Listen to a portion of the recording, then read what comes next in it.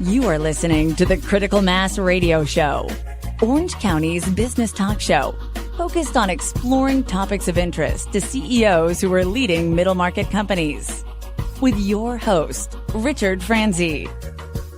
Hello and welcome to Orange County's longest running business talk show. And yes, I am your host, Rick Franzi. And boy, do we have a good show planned for you this afternoon. Why do you ask? Because as you can see, if you're watching the live stream, Rhonda Ducote is our guest, and she is the CEO and president of Apriem Advisors. Rhonda, welcome to the show. Thank you so much for having me.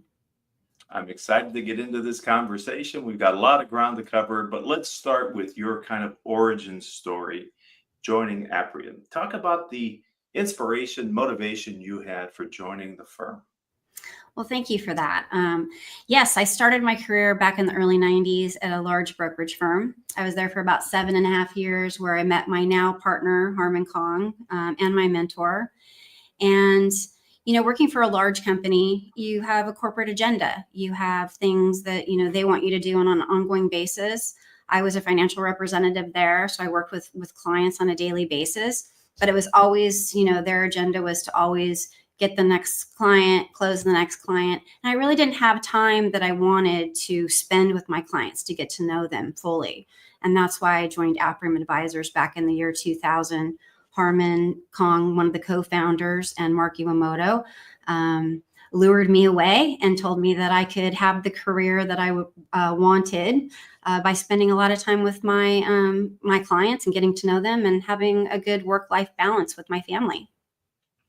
So you're celebrating your 25th anniversary this year then? With them? Yes. Okay. 25 years this August. Yes. Okay. So in 2016, 9 years ago, you ascended to the role of president and CEO. And having had other entrepreneurs on the show, that's a different position, you would maybe agree. And so I'm just wondering, what was that like? What have you learned since you're at the top, if you will, of the organizational chart? Yeah, it was a big change. You know, for the first part of my career here at Apriem, my sole role as the senior wealth manager was to meet with clients, make sure that I was fulfilling all of their needs and making sure that they were well taken care of. When I entered into the CEO role, now not only am I, you know, working with clients, but I'm responsible for 17 other souls and their families and their livelihoods here, their growth in their roles, and managing all the facets of the business in general. So it was a big undertaking, but I have an incredible staff. So they made my role quite easy, as they do today. So I've heard from others, Rhonda, who have had the similar career path ascension, that when you sit in that seat or move to that office or assume that responsibility, that you do see the business maybe a little bit differently because of the added perspective that you have from being the CEO and president. I'm wondering, might that have been your case at Apriem? And if it was, were there any aha moments that you can watch the chair, but until you're in the chair, maybe it's a little different reality? Yeah. I think, you know, the big change for me was I wanted to grow the company. I wanted to have a trajectory where this company can continue to progress in perpetuity long after I'm gone. And so it really was a matter of having a detailed business plan on an ongoing basis, having an annual meeting with our staff, seeing what resources they needed to do their jobs better. And to really serve our clients the way that they deserve to be served. And so from sitting in the chair, you know, it took me probably a couple of years to fill the shoes that you know, the person I replaced. And but again, because of the staff that I have and the tenure that they've been here, they made it quite easy as a transition. It sounds like maybe there were two original founders of Apriem. That's correct. Mm-hmm. Are they still involved in the advisory? Okay. They are. They're the co-founders.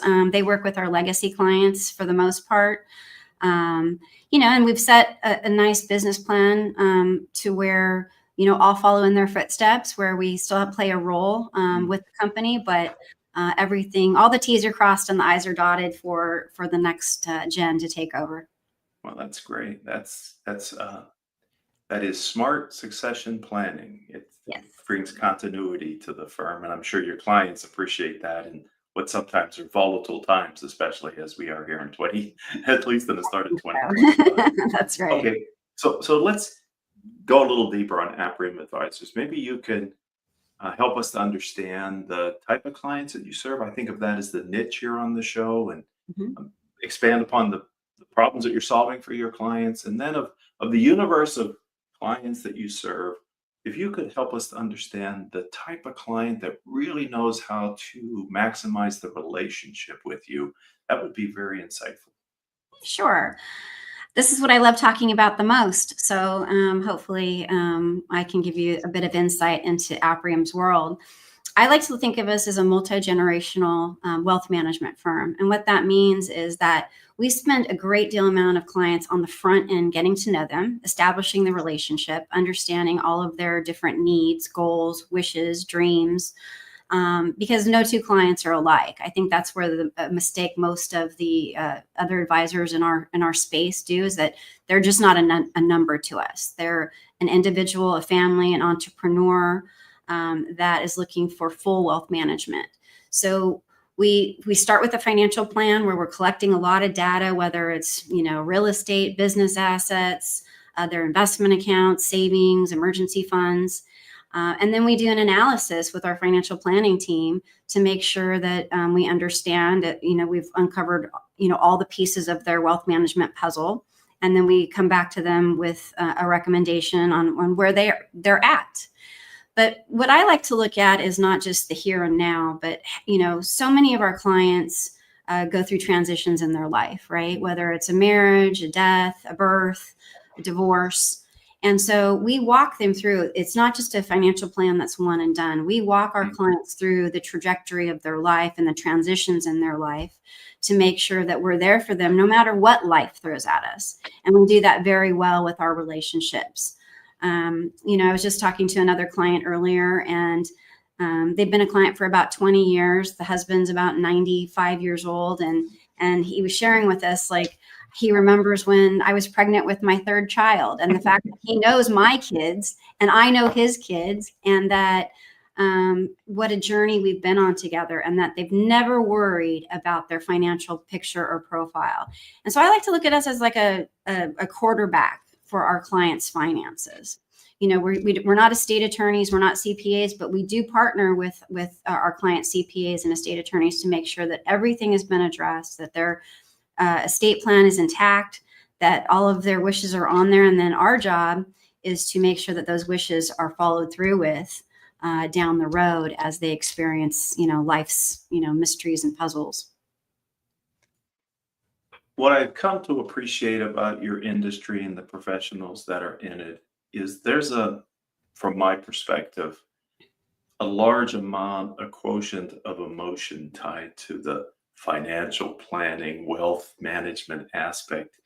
Um, can you speak to maybe a little bit of the EQ aspect of how you and your advisors approach your responsibility?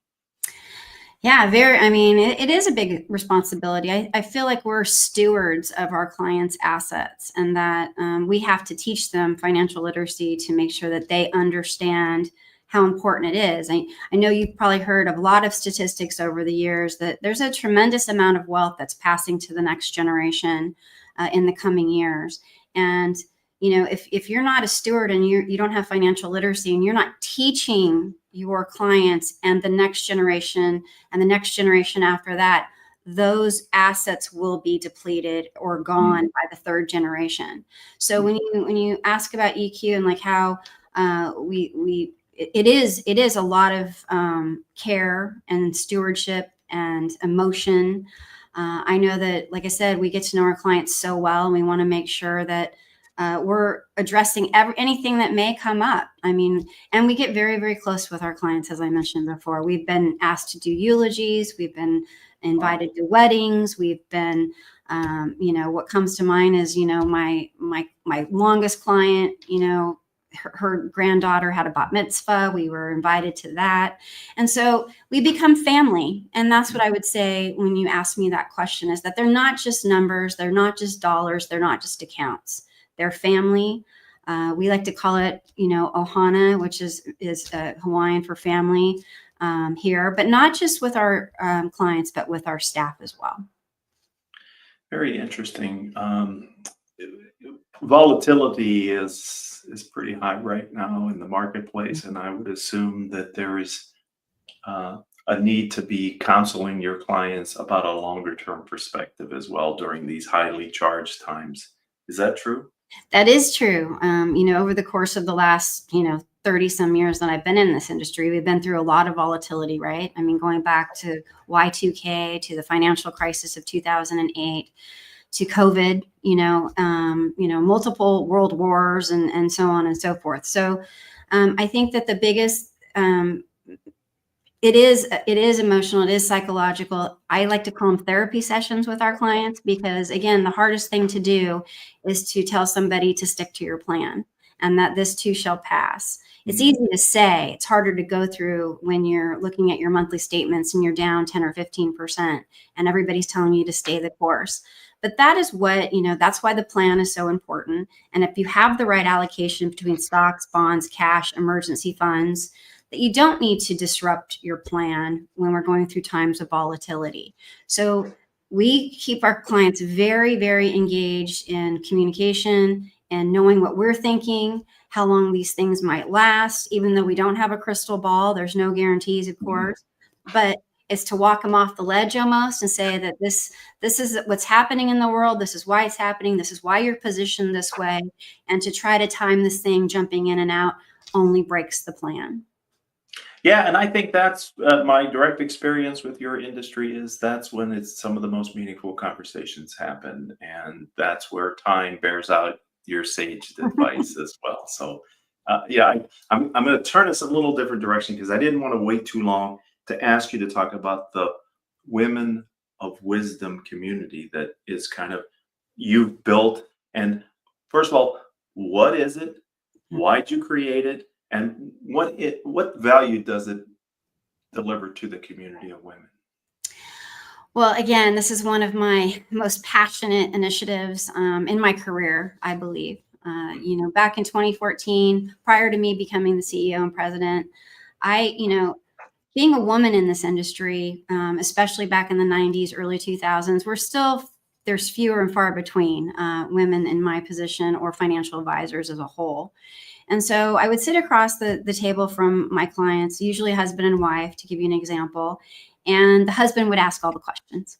He would be the one that was most curious about the performance and the positions, what we're buying, what we're selling, PE ratios, all of this. And I would see the wife usually sit next to him and not be engaged, not asking any questions. And so I had an idea back in 2014 to invite all of our women clients to a luncheon just as a client appreciation day. In the middle of the day. Back then, we probably had 300 clients. I got 75 women to come to my first event. And it was just to say, hey, would you be interested in having, a monthly or maybe every few months an event at Apriem or another venue to talk about investment topics.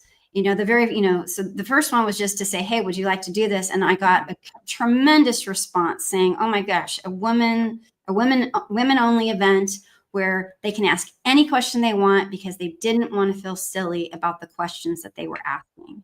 And that's why they're not engaged. Typically women, and I'm not trying to stereotype, it's not all women. I have a lot of women who are very involved in their finances, but for a big majority, they weren't engaged. And I wanted them to be engaged like I am about finance. I wanted them to be excited about, what is a Roth IRA? What is a brokerage account? What is, investment terms? And most of them said, yeah, I don't. What is the Dow, Rhonda? What is this S&P 500 I keep hearing about? And so I started this group again. I think in the first year I had 18 events, so it was a little overkill, but it was on various topics. But I made it fun. It was on generic jargon or terms in the stock market, and I would have lunch brought in. Another one was I invited a CPA in to talk about taxes, and then I had a yoga event afterwards because taxes are very stressful. Yoga lessens the stress. Or, various, so I tried to be creative and, again, my staff here and the girls that help me with my WOW program, we're always brainstorming on what we can do that's fun to get women engaged. And I'm so proud that this, initiative and the WOW community has just taken off. I mean, I'm 11 years into it. I have people always calling me or emailing me, when's the next event? What are we doing? What's your topic going to be on? And it's really about engaging, empowering, and educating women to be more excited about their finances. So I encourage that every time I meet with a woman, and they really appreciate it. I would think I commend you on your staying power. To maintain the energy after all this time is commendable. The spurt of energy in the first year with 18, but to maintain that on a consistent basis over that long is really great. Thank you for sharing that story with us.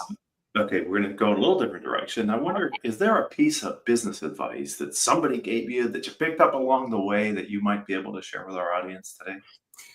Well, again, I go back to my mentor, one of the co-founders, Harmon Kong. He's been my biggest advocate and my biggest cheerleader over the course of my career. He's entrusted me with the company, which I really appreciate. And early on, he told me, Rhonda, the only thing that you need to worry about is when you're talking to a client is listen more than you talk. And I've never forgotten that, because sometimes, as an advisor, you get so excited about what's going on and you can talk, and you don't really listen. You need to listen to what each and every client is saying. Let them finish, let them get their thoughts out. Sometimes it's emotional. Maybe they've lost a spouse. Maybe someone's crying, or maybe somebody's angry. Maybe it's a divorce situation, but you need to listen more than you speak. And if you do that, you will, again, naturally be able to help this client, grow into whatever situation and help them through whatever turmoil they may be in over the course of their life. What great advice, and it's universal. Yeah, it certainly works in the professional world, but it works everywhere, doesn't it? It certainly does. I have 3 boys, and I know that. Lucky you. Oh, boy. All right. So let's talk about artificial intelligence, Rhonda. How do you see it impacting, shaping your industry? And how is Apriem looking at AI as far as a tool for inside your business? I like to think of myself as old school, but I'm coming into the 21st century. Going from, a big deal to me was going from paper statements to electronic statements. I've now really grown into the technology that's out there in the universe. AI has been, I'm considering it a resource for our company. Most of us use it here in the firm as a resource for information, to help with, finding an answer to something, helping, to draft something, whatever the case may be. You can ask it anything. It knows, I have a new grandbaby girl. Congratulations. Thank you. And, I can ask this thing to read me a story or tell me a story about, whatever it is I want, it to say, and it spits it out. So I look at it as a resource. And I really think that a lot of advisors in this space probably look at it as, oh, it's going to replace us. It's not going to need us. The advisory world is not going to need us. I disagree with that, primarily because of relationships. I think that at the end of the day, you should use it as a resource. It could help us be more efficient and more proficient in our jobs, but also it's not going to replace the human component of the relationship with client and advisor. I think that people still, regardless of generation, still wants the one-on-one and the communication, and AI can't do that. But it can be a very big resource and a very big tool for whatever it is that we may need. So I'm integrating it, and I have a young staff who is taking it to the next level. Well, congratulations on getting your little girl as a Oh, granddaughter. thank you. How awesome is that? It's the best. It is the best, I tell you. You can't describe it. It's a very individual situation, but being a grandparent, it's the Nothing like it. reward for all the years we put into raising those little people, right? That's exactly right. Yeah. It's the ROI. That's right. Okay. So let's talk about the future. What's your vision for your firm, Rhonda? I mentioned it a little bit in the beginning, but just to bring it full circle is that, again, we have a phenomenal business plan for not just today, tomorrow, next year, but into the future. I want to continue to grow the firm in perpetuity, and I want to have the right people in place for whatever comes our way, and to make sure that they're getting the resources they need to make us successful.